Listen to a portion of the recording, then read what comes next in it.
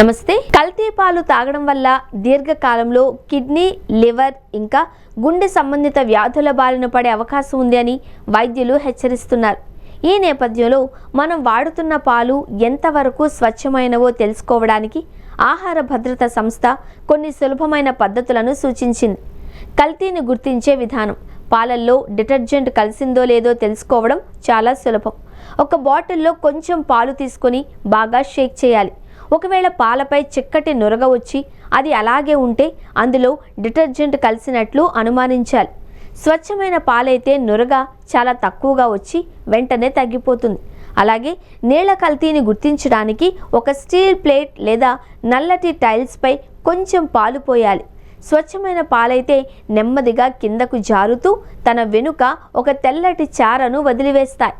అదే నీళ్లు కలిసిన పాలైతే ఎటువంటి గీత లేకుండా వేగంగా ప్రవహిస్తాయి. ఈ చిన్న పరీక్షతో పాటు ఎంత చిక్కగా ఉన్నాయో కూడా తెలిసిపోతుంది.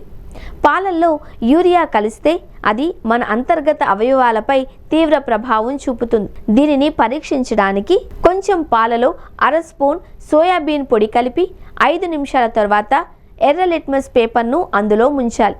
ఆ పేపర్ నీలి రంగులోకి మారితే అందులో యూరియా ఉన్నట్లు అర్థం. అదేవిధంగా పాలల్లో పిండి పదార్థం లేదా స్టార్చ్ కలిసిందో లేదో చూడడానికి 2 చుక్కల అయోడిన్ ద్రావణాన్ని కలపాలి. పాలు నీలి రంగులోకి మారితే అందులో కల్తీ జరిగినట్లు గుర్తించాలి. రంగు మారకపోతే అవి స్వచ్ఛమైన పాలుగా భావించవచ్చు. సింథటిక్ పాలను ఎలా గుర్తించాలి?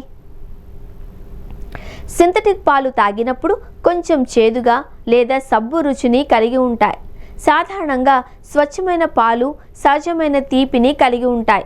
అలాగే పాలను వేళ్లతో తాకినప్పుడు కొంచెం జిడ్డుగా, సబ్బులా అనిపిస్తే అవి సింథటిక్ పాలుగా అనుమానించాలి. వేడి చేసినప్పుడు స్వచ్ఛమైన పాలు రంగు మారవు, కానీ కల్తీ పాలు పసుపు రంగులోకి మారే అవకాశం ఉంది. ఇలాంటి కల్తీ పాలను గుర్తించడం ద్వారా మన కుటుంబాన్ని ప్రమాదకరమైన రోగాల నుండి కాపాడుకోవచ్చు. పాలు కొనేటప్పుడు కేవలం ధరను మాత్రమే కాకుండా నాణ్యతను కూడా గమనించాలి. ప్రభుత్వం ఇంకా అధికారులు ఎన్ని హెచ్చరికలు చేసినా మనవంతుగా మనం అప్రమత్తంగా ఉండడం ఎంతో ముఖ్యం. పైన పేర్కొన్న సింపుల్ టెస్ట్లను ఇంట్లోనే చేయడం ద్వారా మీరు వాడుతున్న పాలు ఆరోగ్యకరమో కాదో మీరే స్వయంగా నిర్ధారించుకోవచ్చు. స్వచ్ఛమైన ఆహారమే ఆరోగ్యానికి అసలైన పునాది అని గుర్తుంచుకోండి. మీ ఆరోగ్యం మీ చేతుల్లోనే ఉంది కాబట్టి కల్తీ పట్ల జాగ్రత్తగా ఉండండి.